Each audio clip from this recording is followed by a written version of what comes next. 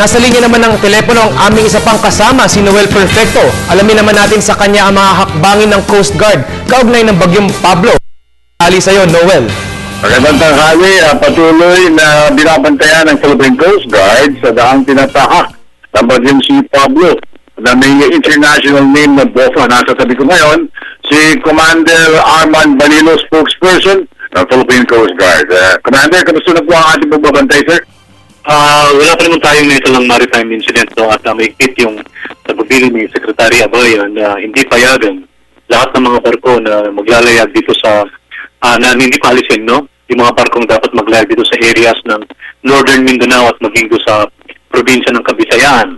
Dahil sa meron din mga barko na from Manila pupunta ng Visayas na naka-schedule, yun din ay mga kinancel na at hindi na rin po yung pinapayagang maglayag. Patuloy lang din po yung ating pag-monitor at naka-heightened alert din po ang ating mga distrito, lalong-lalo na po yung nasa Eastern Mindanao at maging dito sa Northern Mindanao, yung Central Visayas at saka yung Eastern Visayas. Nakausap natin si Commodore George Orsabia, no? At sinasabi niya patuloy yung coordination nila sa mga rescue unit doon sa Davao at anytime kasama sila kung anumang assistance sa pwede bigay ng Coast Guard, sasama po sila sa anumang pagkilos.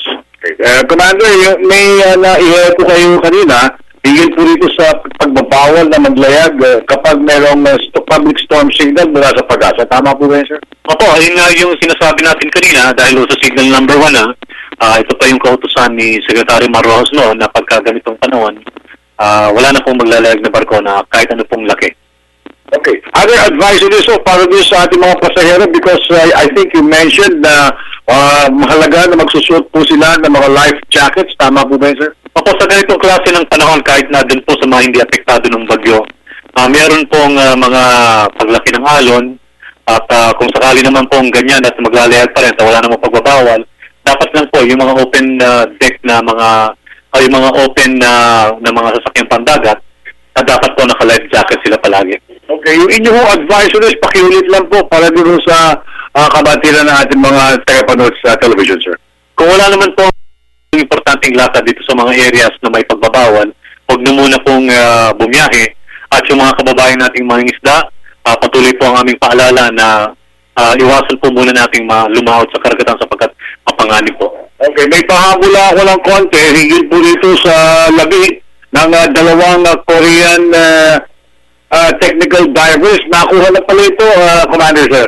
Tama po kayo dyan, no? Base dun po sa report na tanggap natin, yung mga Coast Guard personnel ng station ng Anilao at nireport nga po nila dito na yung mga divers po ng Naval Special Warfare Group ng Philippine Navy, kasama ng mga civilian divers, found these two Korean divers na went missing for last week pa po.